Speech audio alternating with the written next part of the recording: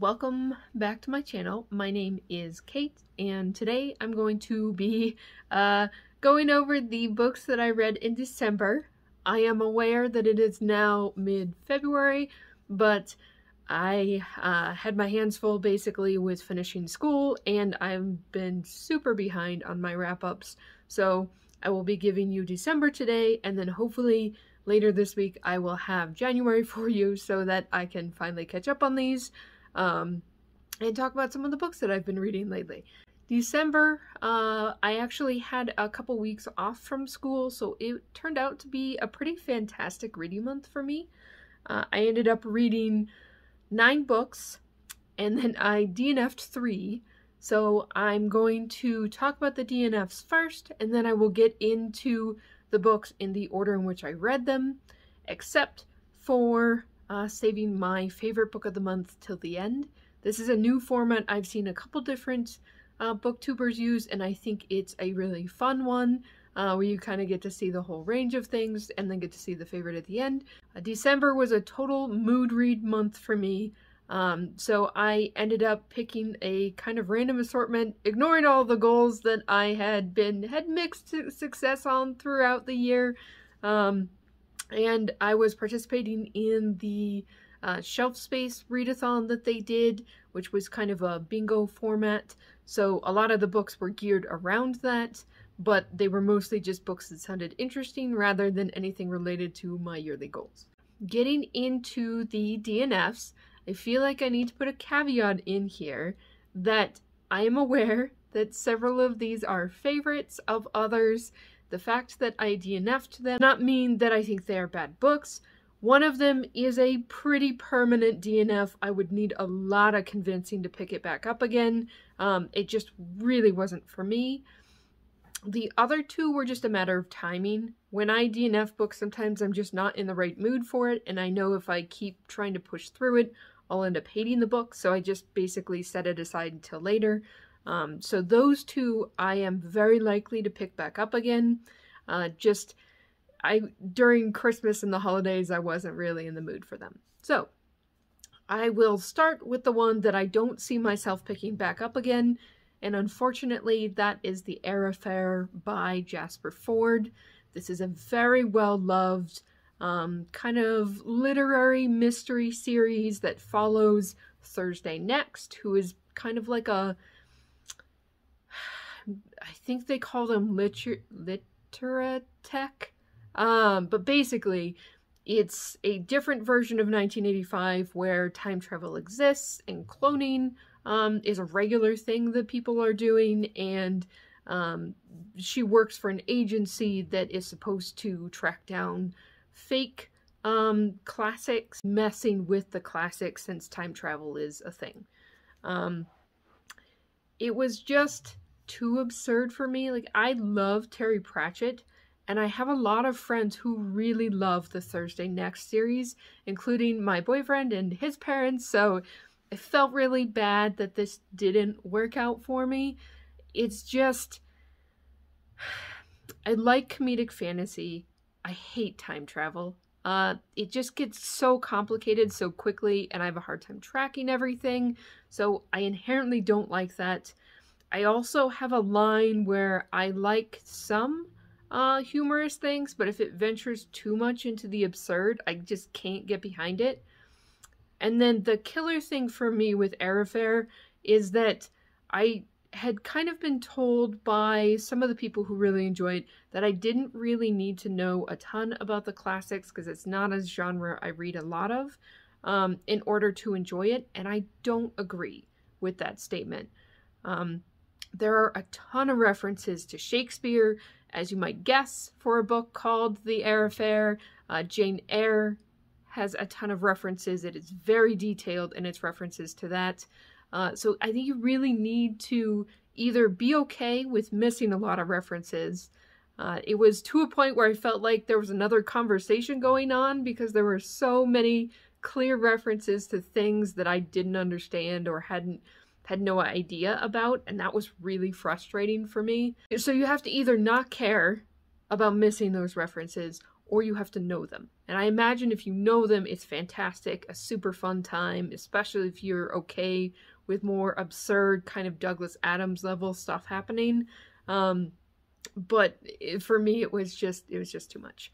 So I DNF'd that one at 25%. Like I said, I don't see myself picking that one back up again. But if you're a huge fan of it, let me know what you like about it. I really wish this one had been for me. The next DNF on my list is a little sad, and that is Mexican Gothic by Silvia Moreno-Garcia. This is a very Gothic horror style story told in Mexico, where a young socialite has to go investigate this English manor that's in the countryside, where her cousin has recently married into this kind of weird English family, and she has to make sure that her cousin isn't in danger because she's been sending some weird letters to the family. This is spooky for me. I think some people have felt like it's very slow in the beginning, which it is. Definitely a slow burn, definitely the slow creeping dread style horror that you tend to see in Gothic horror. And I thought it was spectacular. I really, really liked it, but I wasn't in the mood for it. I didn't want a creepy read right around Christmas. I think in my head I was thinking it'd be a perfect pick for the holiday readathon because it had both red and green on the cover, and I didn't really factor in the fact that around the holidays I want cozy reads. I don't want creepy reads. So I am definitely going to come back to this one, but unfortunately for right now it's a DNF, and I DNF'd it at 20%. Final DNF I'm going to mention is Arsenic and Adobo, which I DNF'd at 20% as well. That tends to be my line, like 20 to 25%. If I'm not enjoying it or I'm not in the mood for it, that's when I'll put it down. So you'll notice a common theme with all of these. Arsenic and Adobo is kind of a cozy mystery centering around I think she's Filipino. She comes back home after an awful breakup and tries to help her family run their local restaurant. And then one of their customers, who happens to be both an ex of the main character and a local food critic, dies while eating some of their food, and they get accused of murder. So she basically has to figure out what really happened and who really killed this person before they end up in legal trouble for it. And this didn't work for me at the time because it is a cozy mystery, but it's less cozy than a lot of the others. Like, so when I have previously read cozy mysteries, I have read, now I'm not gonna be able to think of it. I've read kind of some Scottish, like, bookshop style mysteries where it's pretty light and fluffy, and this is a little more serious. I don't want to get into a lot of the stuff that was more difficult for me because I feel like it's a little bit of a spoiler, but there is some slightly darker stuff that I just really wasn't in the mood for, and so I ended up setting this one down because of that. I have heard that there are some great recipes at the end of the book, so I'll probably pick up the physical form of this. I had been reading the ebook, but it would be fun to have the recipes, and this is one that I want to come back to when I'm more in the mood for a cozy mystery that's not as cozy as some of the others, is the way I'll put that. Moving on to the books that I did finish in December, I'm just going to be going by the order in which I read them until I get to the very end, where I will talk about my favorite book of the month. And just kind of as a general overview, like I said, this was a fantastic reading month for me. I ended up, of the 9 books that I finished, 4 of them were 5 stars and 5 of them were 4 stars.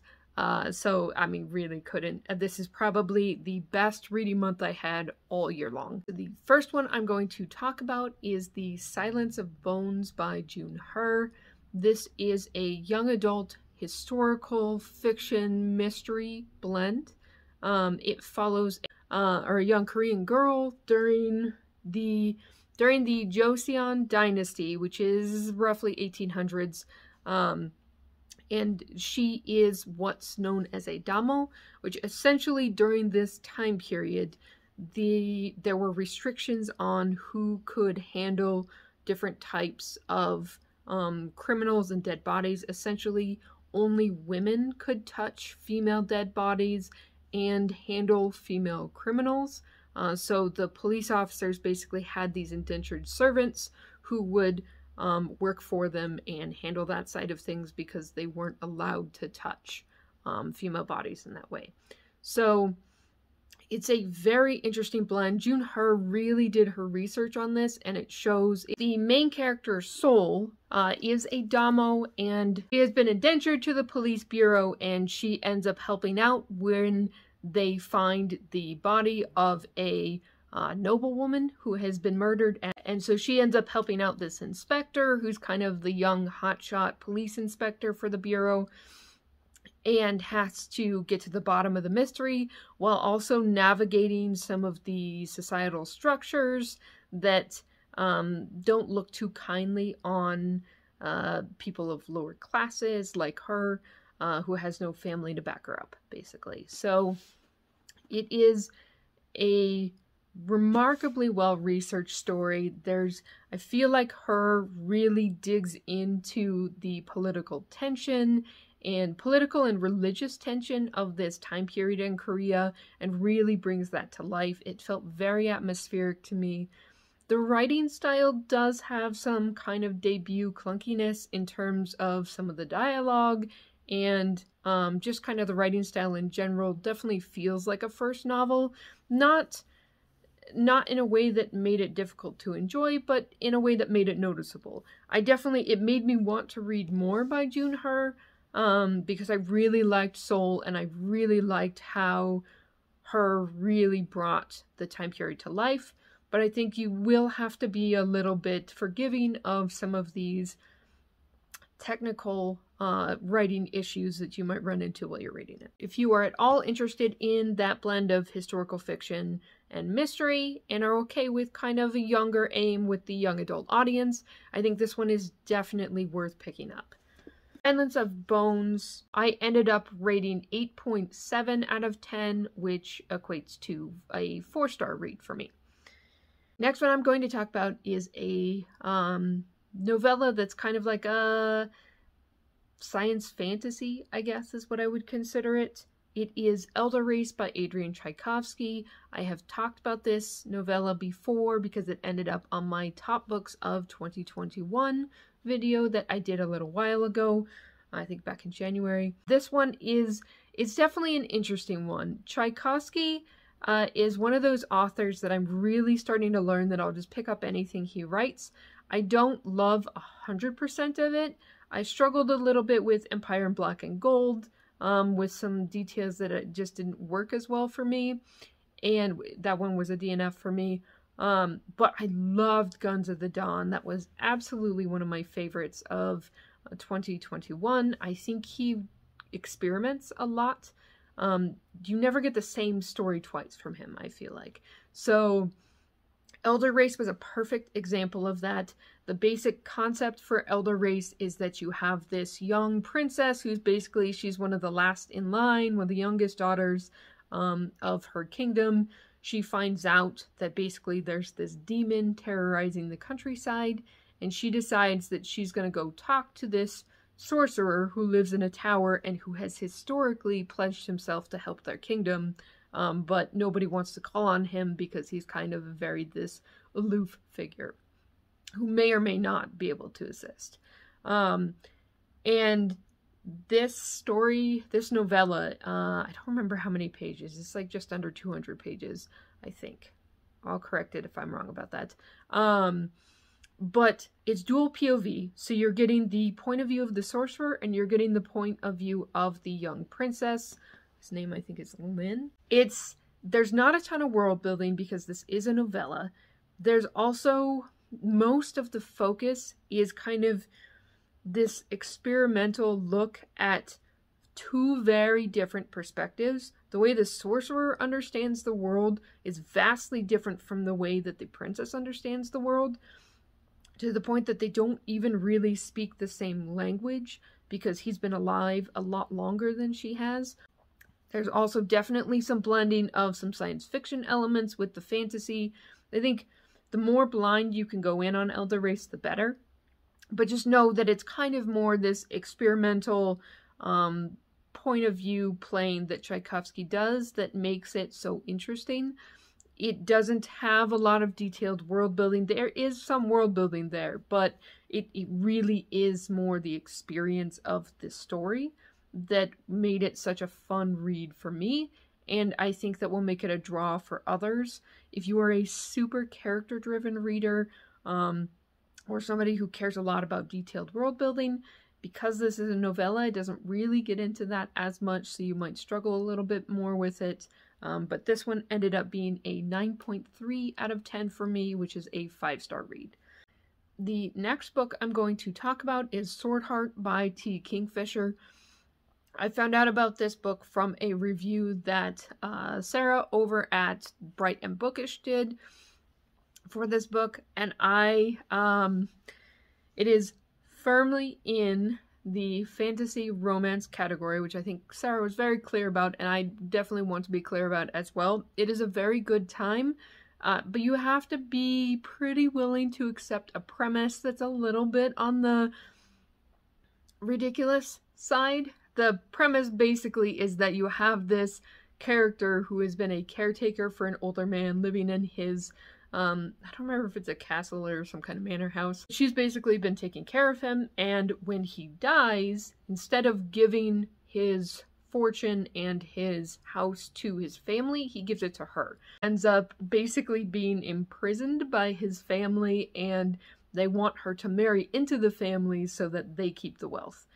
And she ends up finding this magical sword, ends up basically releasing this kind of, he's not quite a spirit, but basically this protector who is tied to the sword. And he ends up basically helping her, trying to help her get out of this situation with this family and get to a safe place. So the main character, Hala, basically she's this middle-aged character. She's kind of a little bit chubby. She's very chatty, but basically doesn't have the skills necessary to protect herself. So this magical sword, the figure that's attached to that, his name is Sarkis, and he ends up having to defend her and kind of starts building this respect for her as someone like one of the first wielders of this magical sword that he's actually liked and kind of respected as a person. And it's just, the budding of this romance is very sweet. It's definitely slow-paced. It's very character-driven, as you would expect for kind of a fantasy romance. And there are some really fun side characters in this story. And I just found myself really enjoying it. If you can get over kind of the somewhat silly premise of it, it's a lot of fun. T. Kingfisher does such an amazing job with characters, and I ended up really enjoying both Sarkis and Hala, and laughing while I was reading their stories. So, highly recommend if you like fantasy romance. I ended up giving Swordheart 8.1 out of 10, or 4 stars. Next one I'm going to talk about is Library of the Dead by T.L. Huchu. I think that's how you say their name. My bad if that's not correct. This is kind of a weird one to categorize. It is young adult. It's definitely kind of paranormal fantasy, and it's set in contemporary Edinburgh, Scotland. Except there's some dystopian elements. So it's listed as being contemporary fantasy. I would consider this somewhat dystopian future, but not that far future. The basic premise here is that the main character, Ropa, is a high school dropout. She has decided that it is better for her family if she uses the Zimbabwean magic that runs in her family in order to talk to ghosts and earn money ferrying messages, basically. And then she ends up helping out a ghost who wants her to find a child that's related to a bunch of other child disappearances in the area, and she ends up getting dragged into this mystery. I definitely think that Library of the Dead is going to work well for a very specific type of reader. There's fairly heavy slang used here by Ropa, and she is really more of a she's not a necessarily straightforward protagonist. I found her very sympathetic, but I know a lot of other people have been kind of annoyed by her because she definitely sees more value in educating herself than in spending time in school. She's kind of on the fringes of society and trying to get things worked out for her family, doesn't always do the right thing, does some dumb things sometimes in the process of trying to make sure that her family is safe and cared for. So she's definitely you either like her or you don't. I don't know the best way to describe that other than that she may or may not work for you. There's also not a huge focus on the Library of the Dead that's in the title, so if that's the huge draw for you, just know that it's in the story. She gains access to it at a point in it, but it does not play a huge role. It's really more about Ropa interacting with these ghosts and getting to the bottom of this mystery. The mystery itself is a little more standard fare. Like, I liked the world building and I liked Ropa more than I cared about the plot, which ends up being kind of quickly wrapped up towards the end. So again, mileage may vary on this one. It's probably not one I would universally recommend, but I devoured it in one sitting because I just really enjoyed it, and it was so much fun to have a paranormal version of Edinburgh, which is one of my favorite cities in the world, and I just enjoyed being back in that. I ended up giving Library of the Dead 8 out of 10, which equates to 4 stars. Next was Hogfather by Terry Pratchett. I'm not even remotely unbiased in my review of this because Hogfather is hands down one of my favorite Discworld books that Terry Pratchett wrote. It is just has a very special place in my heart. It is a traditional Christmas time read for me. The basic premise for Hogfather is that their version of Santa, which is the Hogfather, has disappeared. Basically, Death finds out about it. He's definitely a actual anthropomorphic figure, if you're not familiar with Death from Discworld, who really is kind of interested in humanity, even as he goes about his business of like shepherding souls into the next world, essentially. But he takes over as Santa and or as the Hogfather, and it's just it's such a good exploration of belief and kind of human nature and the things that we need to believe in to make it through the day, and it's so good. If you read any Discworld book, I think the Hogfather needs to be on it because it's Death at his best. I don't love Mort. It's a Discworld book, so I don't hate it, but I think Death really comes into his own in Hogfather in terms of being Pratchett's way of talking about humanity from an outside perspective and having humorous but also really insightful things to say about the things that people believe and how they interact with the world. And you really get to see that through the people around Death, and one of the other main characters is his granddaughter, Susan, who has showed up in some of the previous books. And she's kind of the like logical human in the story who's trying to figure things out. And like I said, this one's near and dear to my heart. I adore Hogfather. Hogfather was one I read completely out of order. I think I had maybe read Guards when I picked up Hogfather, but it's just so close to my heart that I can't really review it properly. It's 5 stars every time. 10 out of 10. I can't review it in any kind of unbiased way because I love it more than many other books that I have read. So, traditional reread. I obviously highly recommend it. You kind of have to love comedic fantasy, but I think you can roll into Hogfather with minimal Discworld knowledge and still really enjoy it. The next book I'm going to talk about is Frankenstein by Mary Shelley. This one I read as part of a read-along that Evie from She Was Only Evie was doing on her Discord. And I wanted to take the opportunity to finally read this. I'm not really much of a classics reader. I had never picked up Frankenstein, although I have seen different, basically adaptations of the story. So I thought I knew what I was getting into. And if you haven't read Frankenstein, the book is quite different from many of the adaptations or pop culture references that I have seen. It is definitely more of, as you might expect for a classic, a little bit more slower paced. You're in the head of a character who is definitely not a reliable narrator. You mostly get Victor Frankenstein's perspective. There are some chapters from another character whose name I can't remember who ends up running into Frankenstein, and you get the monster's perspective. And this kind of gives you this very interesting feel for the events that occur, where you're getting Frankenstein's story through this other person's letters, and that are written to his sister, I believe. And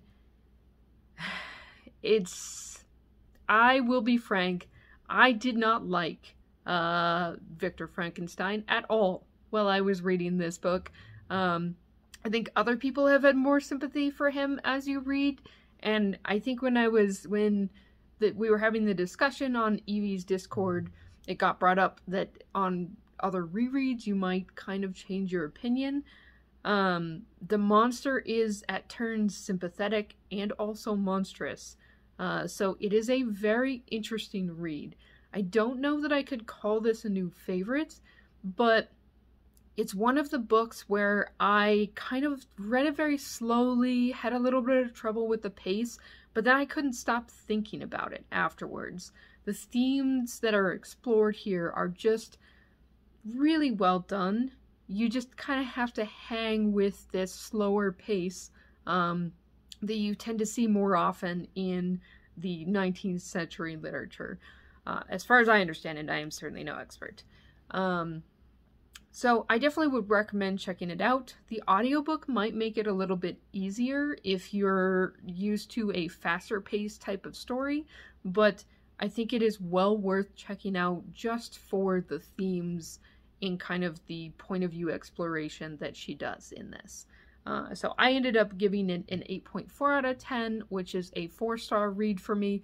And again, really based more on the fact that it stuck with me so much more than I expected it to.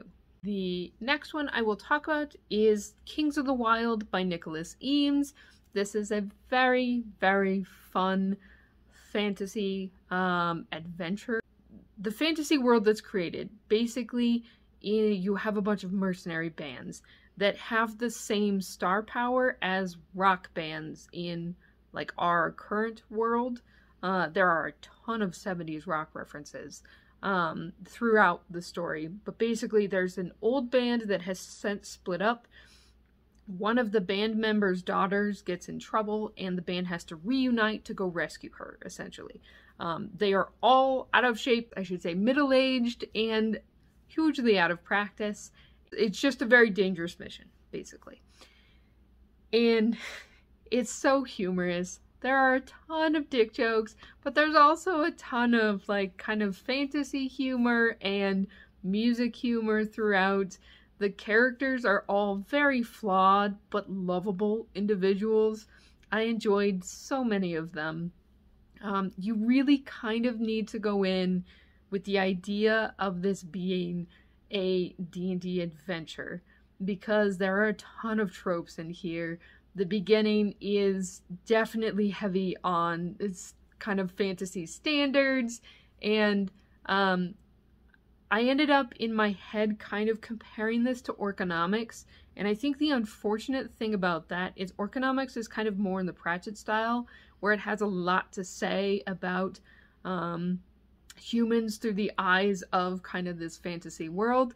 And this is a lot more just like comedic D&D adventure. I'm not saying it's worse necessarily, it's just a very different type of story. It's very fun. The audiobook is stellar. The narration was fantastic.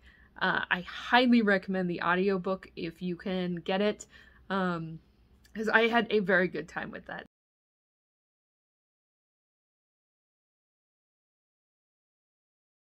The last book that I read, before we get to my favorite book of the month, is The Bear and the Nightingale by Katherine Arden.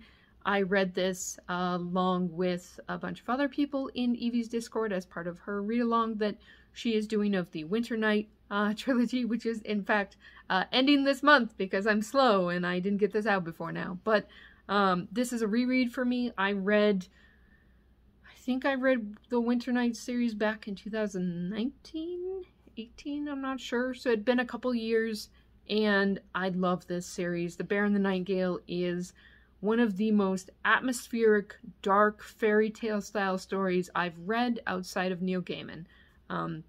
It blew me away that this was Katherine Arden's debut. I know it doesn't work well for everybody because it is kind of a slower pace since it is this dark fairy tale. It follows a young Russian girl in what is essentially medieval-ish Russia, is able to communicate with the various spirits in her village, and then when a new priest comes to town, you end up having this conflict between what this priest perceives as proper belief in Christianity and the fight with the kind of older culture that believes in these spirits that Vasya is more connected to. Vasya is the main character. And there ends up being negative consequences over this issue of belief. And so it's partly that, and it's partly Vasya growing up and not really fitting into the standard mold for young girls in Russian society in kind of this time period. So it really focuses more on the fairy tale elements, but it also has these historical fantasy elements. And I absolutely love this story. It is, like I said, super atmospheric. You will feel all of the winter vibes when you are reading Winter Night. It has a lot of really interesting Russian mythological creatures, and it has all of the historical vibes. So I definitely highly recommend checking out this series. Just know that it is slower paced and heavily focused on fairy tales, so if that's not your thing, this may not work as well for you. I ended up rating this 9.4 out of 10, or 5 stars for my reread. Then we get to my favorite book of the month, which is one of those that's fairly contentious. I feel like you either love it or you hate it, and that is Gideon the Ninth by Tamsyn Muir. And I had heard so much about the audiobook that I wanted to essentially do an immersion read where I was reading the book while listening to the audiobook, and I cannot recommend that highly enough for Gideon the Ninth. Basic premise for Gideon: necromancers in space. There are various planets. Each has a house that's associated with them, and they are all aligned with this emperor who kind of rules that part of the galaxy. And he has called the heirs of all of these houses together, find some new necromancers to serve underneath him as his basically right hands. The story follows Gideon, who is essentially acting as a bodyguard for the heir of the house where she lives, and she is a very unwilling bodyguard because she and the heir, Harrow, have been at each other's throats since they were children. She ends up having to help out Harrow when they go to this planet where they're supposed to prove themselves and be in competition with a bunch of other necromancers. And so that's the basic premise. Gideon is immensely snarky. The characters are all garbage people, but like weirdly lovable garbage people, if you get into that. They're not straightforward characters at all. Gideon is an absolute shit. But I adored her. I cannot think of a single character I immediately loved as much as Gideon. Just because she's so stubborn. She absolutely will cut her nose off to spite her face.